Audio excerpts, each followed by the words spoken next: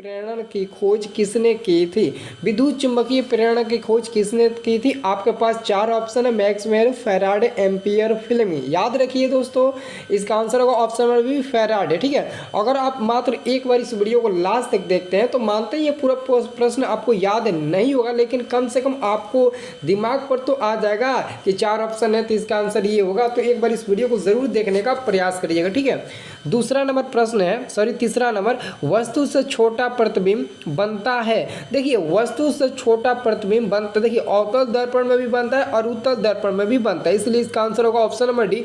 अगर कहेगा वस्तु से बड़ा प्रतिबिंब किस में बनता है, तब आप लोग ऑप्शन नंबर मतलब कि बी पट्टी ए पट्टी लगाते हैं अवतल दर्पण में, क्योंकि अवतल दर्पण में बड़ा प्रतिबिंब अवतल दर्पण में बनता है, लेकिन छोटा प्रतिबिंब अवतल में भी बनता है और उत्तल में भी बनता है, इसलिए आंसर होगा डी नंबर।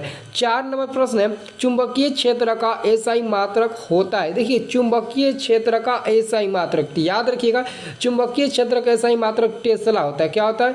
टेस्ला, जो आपको ऑप्शन नंबर ए में आपको देखने को मिल जाएगा। ठीक है, इसका उपयोग खाना बनाने वाले ईंधन में नहीं होता है। निम्नलिखित में किसका उपयोग खाना बनाने वाले ईंधन में नहीं होता है? एलपीजी का होता है, सिलेंडर के बारे में आप लोग पता होगा, बायोगैस का होता है, कोयला का होता है, लेकिन सीएनजी का नहीं होता है खाना बनाने वाले ईंधन के रूप में उपयोग। ठीक है, तो याद रखिए इसका आंसर होगा 150 रुपये पेमेंट करके परावर्तक सतह होता है। देखिए, सर्च लाइट का परावर्तक सतह, तो 6 नंबर का करेक्ट आंसर होगा ऑप्शन नंबर बी, अवतल दर्पण का होता है। सर्च लाइट का परावर्तक सतह अवतल का होता है। जबकि 7 नंबर क्वेश्चन है, निम्नलिखित में कौन नेत्र का रंगीन भाग होता है? निम्नलिखित में कौन नेत्र का रंगीन भाग होता है? याद रखिएगा, नेत्र का रंगीन भाग परितारिका होता है। ठीक है, परितारिका, ऑप्शन नंबर क्या होगा? C number. शायद परितारिका को हम लोग आइरिस के नाम से भी जानते हैं। ठीक है, तो देखिए अगला क्वेश्चन आपका 8 नंबर प्रश्न, एक साधारण प्रिज्म कितने सतहों से घिरा होता है? एक साधारण प्रिज्म मुख्य रूप से 5 सतहों से घिरा रहता है, और एक प्रिज्म प्राप्त करने के लिए स्पेक्ट्रम प्राप्त करने के लिए प्रिज्म की आवश्यकता होती है, और एक प्रिज्म में प्राय 5 सतह पाए जाते हैं।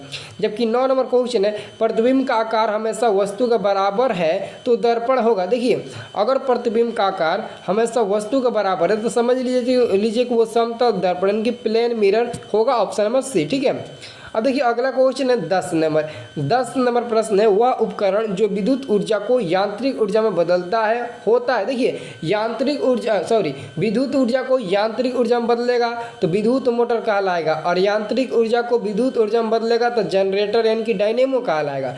तो इसका तो आंसर होगा बी नंबर, क्योंकि विद्युत को ऊर्जा में बदल रहा है तो यांत्रिक ऊर्जा में बदल रहा है ना, तो विद्युत मोटर होगा। ठीक है, और 11 नंबर प्रश्न है, आकाश का रंग नीला क्यों प्रतीत होता है? देखिए, आकाश का जो रंग होता है ना, नीला इसलिए प्रतीत होता है क्योंकि प्रकाश का प्रकीर्णन के मौजूद होने के कारण। ठीक है, इसका आंसर होगा ऑप्शन नंबर बी, इसका भी। ठीक है, 12 नंबर क्वेश्चन है, सामान्य नेत्र अधिकतम कितनी दूरी तक वस्तुओं को स्पष्ट देख सकता है? ठीक है, तो यहाँ पर 12 नंबर का करेक्ट आंसर क्या होगा?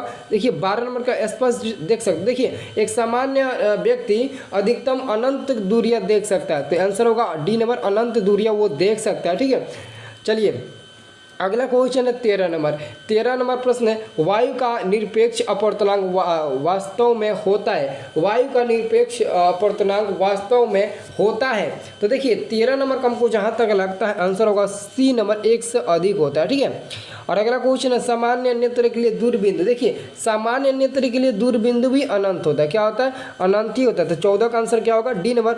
और यहाँ पर मैंने क्या बताया? 12 का, और 12 का भी आंसर डी ही होगा, और यहाँ पर 14 का भी आंसर डी होगा। और 15 नंबर क्वेश्चन है, किस दर्पण का उपयोग सामान्यतः वाहनों का आपस से दृश्य के रूप में करते हैं? तो हम लोग एक क्वेश्चन हम लोग जानते हैं, ठीक है, कि तो आप लोगों ने देखा होगा कि उत्तल दर्पण का जो दृष्टि क्षेत्र होता है वो बड़ा होता है। जैसे कि आप बाइक चलाते हैं तो अपने जो आपका राइट वाला हाथ होता है ना, उस वाले आईने में अगर पीछे की वस्तुओं को आप देखेंगे तो पूरा बड़े बड़े वाहन आपको उस आईने में छोटे छोटे देखने को मिलेगा, यानी कि पूरा बड़ा बड़ा, यानी कि ट्रक भी उसमें आपको छोटा दिखाई देगा, यानी कि उसी को बोलते हैं दृष्टि क्षेत्र उसका बड़ा होता है। छोटे से आईने में बड़े से ट्रक को आप देख लेते हो तो बड़ी बात है, यानी कि वह उत्तल दर्पण होगा और उसका दृष्टि क्षेत्र बड़ा होगा, इसलिए हम लोग वहाँ पर उत्तल दर्पण प्रयुक्त करते हैं। ठीक है, अब देखिए अगला क्वेश्चन है 16 नंबर क्वेश्चन, 1 माइक्रो एम्पियर बराबर होता है, देखिए 1 माइक्रो एम्पियर बराबर 10 के पावर -3 एम्पियर, ठीक है, 10 के पावर -3 एम्पियर 1 माइक्रो एम्पियर बराबर, ठीक है। अब देखिए तो अगला क्वेश्चन है 17 नंबर, डीजल का उपयोग होता है, देखिए डीजल का उपयोग भारी वाहनों में, विद्युत उत्पादन में भी, रेल के इंजनों में भी, यानी कि इसका आंसर होगा डी नंबर, इनमें से सभी में होता है। अगला क्वेश्चन 18 नंबर, सौर सेल सौर ऊर्जा को रूपांतरित करता है, देखिए जो ये सौर सेल है ना, वो सौर ऊर्जा को विद्युत ऊर्जा में ना रूपांतरित कर देता है, तो आंसर हो जाएगा डी नंबर 18 का भी, ठीक है।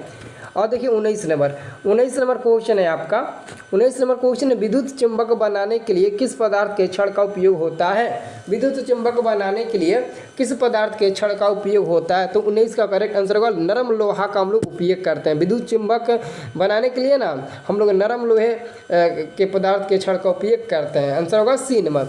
अब देखिए 20 नंबर प्रश्न है, जब किसी चालक तार से विद्युत धारा प्रवाहित होती है, जब किसी चालक तार से विद्युत धारा प्रवाहित होती है तो गतिशील कण क्या है, तो गतिशील कण इलेक्ट्रॉन होते हैं, क्या होते हैं, इलेक्ट्रॉन होते हैं, ऑप्शन नंबर डी होगा, ठीक है।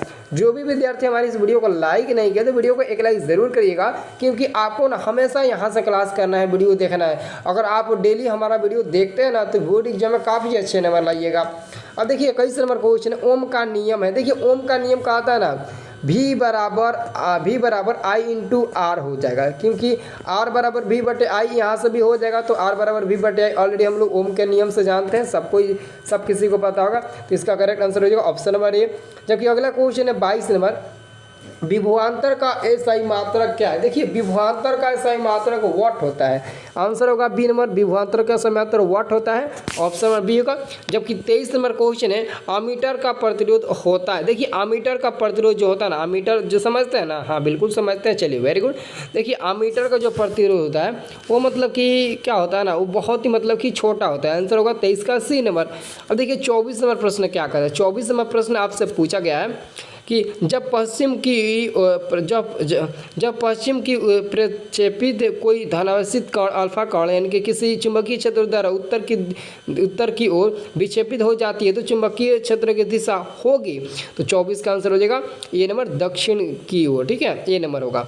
अब देखिए अगला क्वेश्चन है आपका 25 नंबर क्वेश्चन है, एक गोलीय दर्पण की फोकस दूरी +20 सेंटीमीटर है तो गोलीय कैसा होगा, मैं आपको अभी बता देता हूँ। जिस दर्पण की फोकस दूरी प्लस में होती है तो ऑलरेडी प्लस में दिया है, वो क्या होगा, तो उत्तल दर्पण होगा। अगर माइनस में रहता तो अवतल होता है, लेकिन प्लस में दिया तो क्या होगा, उत्तल दर्पण। देखिए अगला क्वेश्चन है, तालाब का जल कम गहरा दिखाई देने का कारण है, देखिए तालाब का जल कम गहरा दिखाई देने का कारण है अपवर्तन, ठीक है। अब देखिए अगला क्वेश्चन, विद्युत मोटर परिवर्तित करता है, क्वेश्चन पूछ दिया, देखिए विद्युत मोटर विद्युत ऊर्जा को यांत्रिक ऊर्जा में परिवर्तित करेगा, आंसर होगा 27 का डी नंबर, ठीक है। अब देखिए 28 नंबर क्वेश्चन है, निम्न में कौन उभयधर्मी ऑक्साइड है, निम्न में कौन उभयधर्मी ऑक्साइड है, आंसर होगा बी नंबर, Al2O3 या एक उभयधर्मी ऑक्साइड है, ठीक है।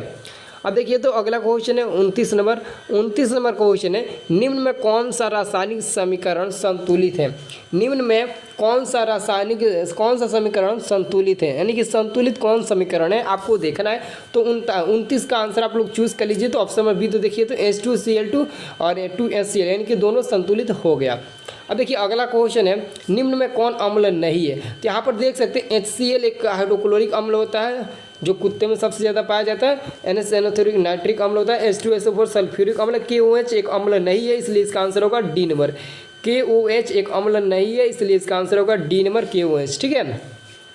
चलिए अगला क्वेश्चन है आपका 31 नंबर, क्षारों को जल में घोलने पर क्या मुक्त होता है, क्षारों को जल में घोलने पर क्या मुक्त होता है, 31 का आंसर होगा ऑप्शन नंबर ए हाइड्रोक्साइड, ठीक है, ऑप्शन नंबर ए होगा हाइड्रोक्साइड आयन, ऑप्शन नंबर क्या होगा, ए नंबर 31 का होगा, ठीक है। चलिए अब देखिए 32 नंबर क्वेश्चन है, ग्लूकोज का रासायनिक सूत्र होता है, देखिए ग्लूकोज का रासायनिक सूत्र क्या होता है, C2H12O6, यह आपका ग्लूकोज का रासायनिक सूत्र हो गया।